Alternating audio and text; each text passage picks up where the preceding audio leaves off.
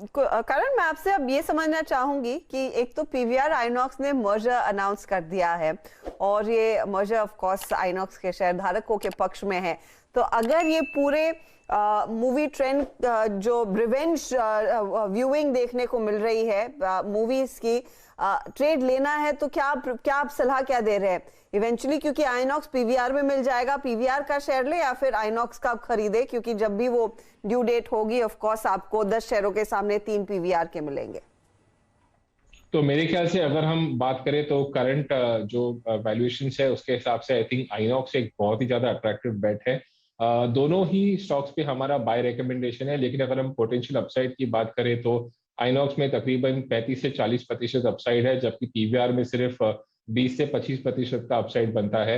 आइनॉक्स में जो डेल्टा है वो बड़ा है बिकॉज इसके दो रीजंस है। एक तो कि आइनॉक्स में सिनर्जीज बहुत हो जाएंगी, जो एडवर्टाइजमेंट रेवेन्यू, कन्वीनियंस रेवेन्यू जो बेसिकली एबिटा पे फ्लो होती है, जो हाईली प्रॉफिटेबल सेगमेंट है, वहां पे आइनॉक्स का जो कैचअप है पीवीआर के अगेंस्ट वो बेसिकली ऑन पार हो जाएगा।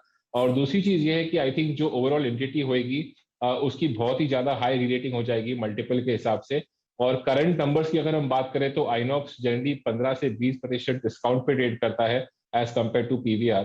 तो जो री रेटिंग का जो डेल्टा है वो भी आइनॉक्स पे ज्यादा दिखेगा। तो मेरे ख्याल से सिनर्जीज और ये जो री रेटिंग डेल्टा है, ये दो चीजों की वजह से आइनॉक्स में पोटेंशियल अपसाइड ज्यादा बनता है अगर ये मर्जर आगे होता है तो। आप अगर क्यों बोल रहे हैं कि आपको लग रहा है कि सीसीआई का थोड़ा बहुत अड़ंगा कुछ सेक्टर्स में रहेगा? मतलब वो कुछ कह नहीं सकते, बट अगर अब ऑन पेपर की बात करें तो कंपनीज ने क्लैरिफिकेशन दे दिया है कि उनकी जो FY21 का रेवेन्यूज है वो 1000 करोड़ के नीचे है, तो सीसीआई का इंटरवेंशन नहीं होना चाहिए। बट आगे चल के क्या होता है वो हम कुछ कह नहीं सकते, बट अगर ये मर्जर होएगा तो इट इज बहुत ही बड़ा ट्रिगर है डेफिनेटली इंडस्ट्री के लिए।